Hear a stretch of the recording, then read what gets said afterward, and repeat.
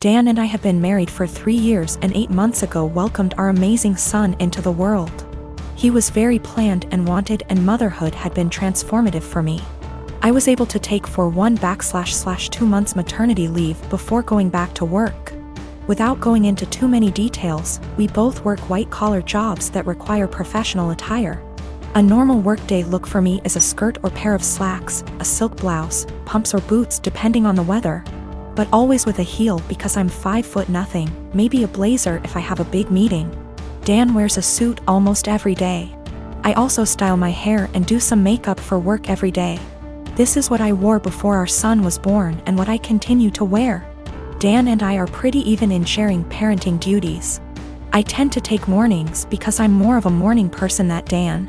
A normal morning for me starts early: short workout, shower, get baby up, get baby ready and baby off to Dan because the daycare is on Dan's way to work.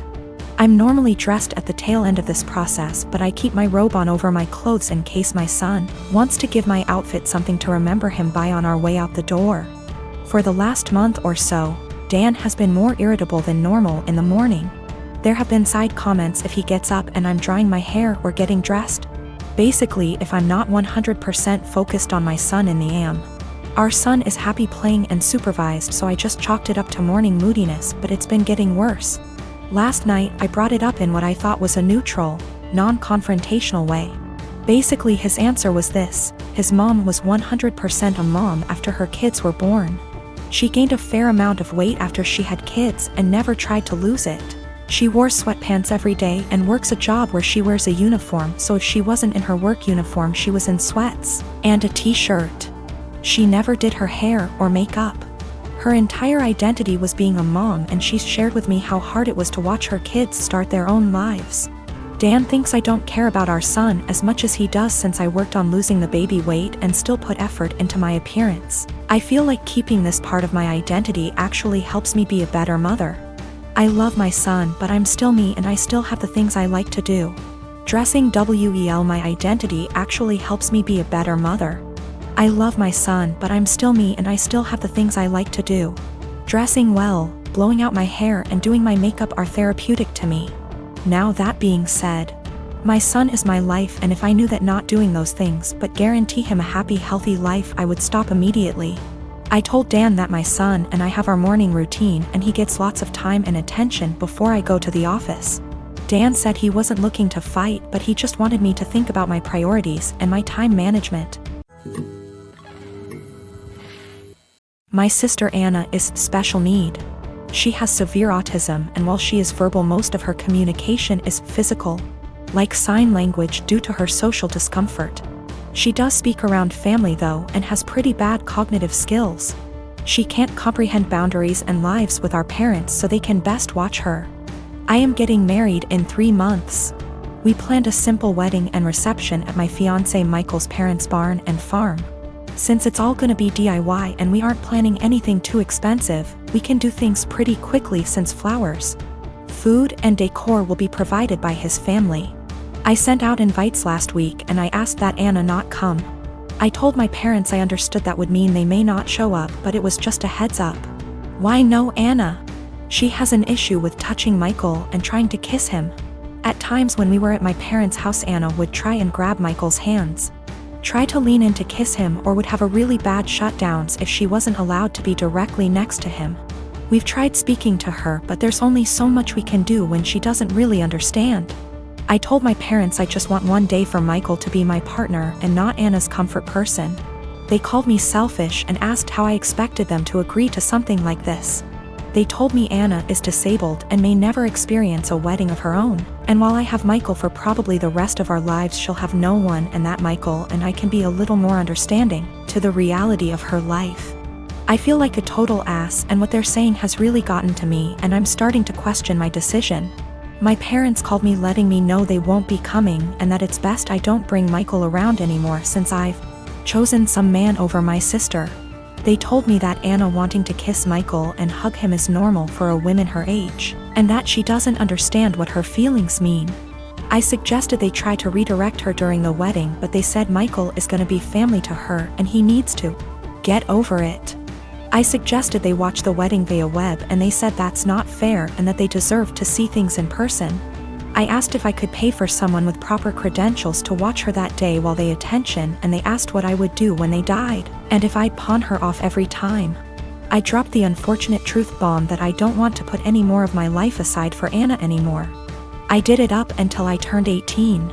And that Anna is not my life's responsibility and I won't be her keeper.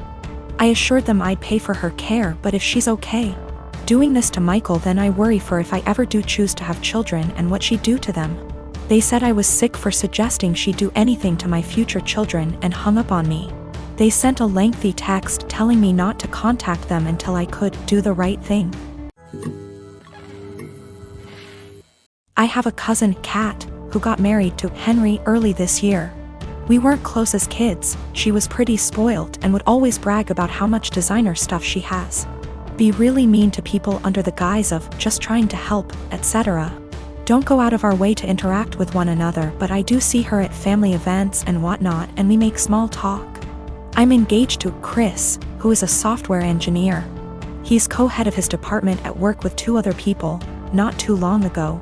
Chris was telling me about how they had some new employees and one of them sounded really familiar. He told me the name and I realized it was Kat's husband. Also, he and Henry hadn't met face to face yet. Kat and Henry had a huge wedding. It was really nice, but all she did for months is brag about how amazing her wedding was. The wedding stuff's died down now, so recently she started going on about how wealthy her husband is and what a great lifestyle they have. One of my other aunts celebrated her 50th about a week ago. I went with Chris and Kat was there with Henry. We were chatting and Kat was saying how Henry has a fantastic new job that pays even more than his previous one. Henry chimed in and said that they were already planning to buy a new house. Kat asked what Chris does. I said he was an engineer like Henry and he has a good job too, but I'll admit I left out where he works on purpose. She smiled and nodded, then said it's fine. She understands that I'm embarrassed and want to keep it quiet. So that was pretty much the end of our conversation then. When we were leaving, she pulled me aside and told me to let her and Henry know if we needed help with the wedding. Obviously I knew what she meant and it was just another dig, but I said, "Bye," and left. Literally 2 days later, I get a DM from Kat and she's furious, well, as much as one can be through text, that I didn't tell them that Chris was one of Henry's bosses. Henry was shocked to see him in the office and Chris made a comment, "Tell Kat OP and me don't need help but thanks for offering." Henry's really embarrassed and so's Kat, and she said that we made them look bad on purpose and if she knew, she'd have never made those comments. It was my duty to tell her and Henry. Chris and I had a really good laugh over this, but she sent a text out to the family group chat we have saying how she was blindsided by me.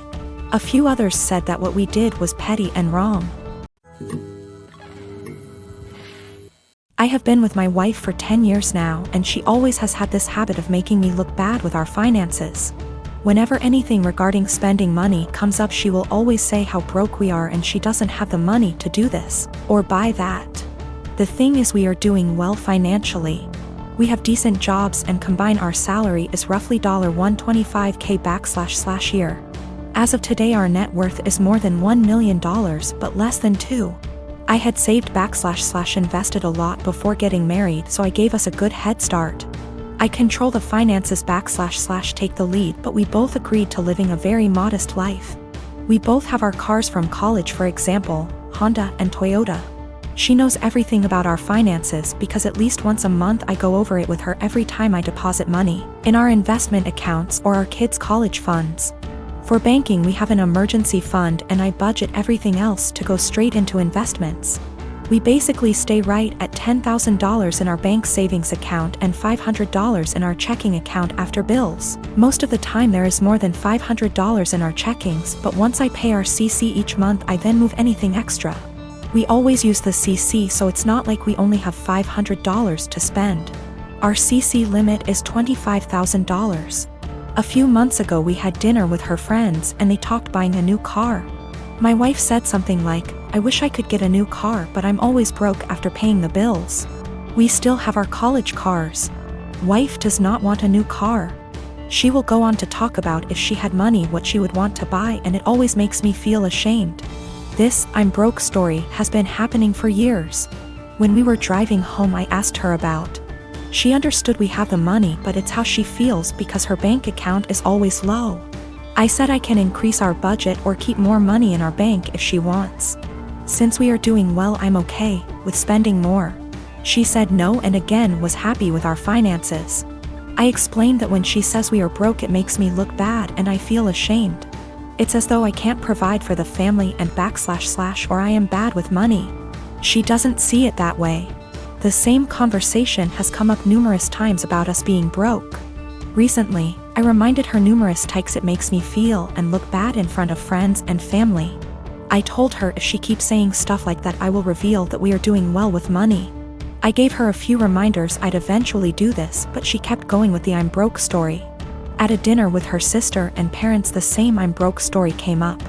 I piped in and said, "It's weird to hear a millionaire say they are broke."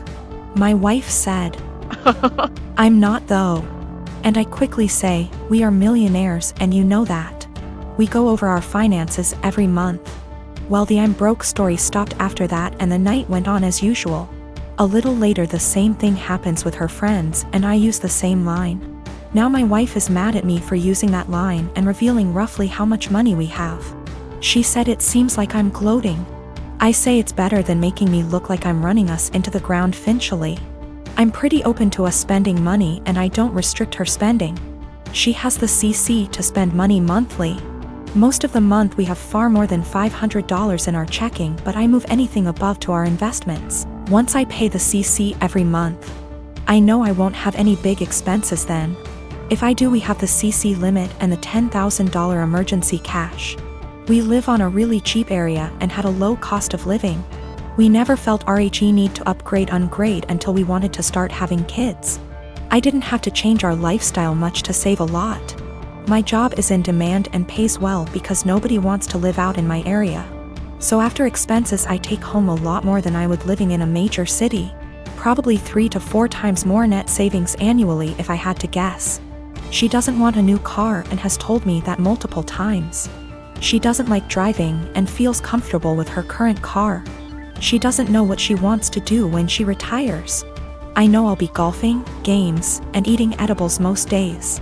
I don't do any of this much now because we have kids and they will be my focus for a long time. I maybe golf 1 or 2 times a month AMD, that's the only times I take edibles. I'll speak more with my wife about this. I think she may not feel like it's her money since she never saved much before we got engaged.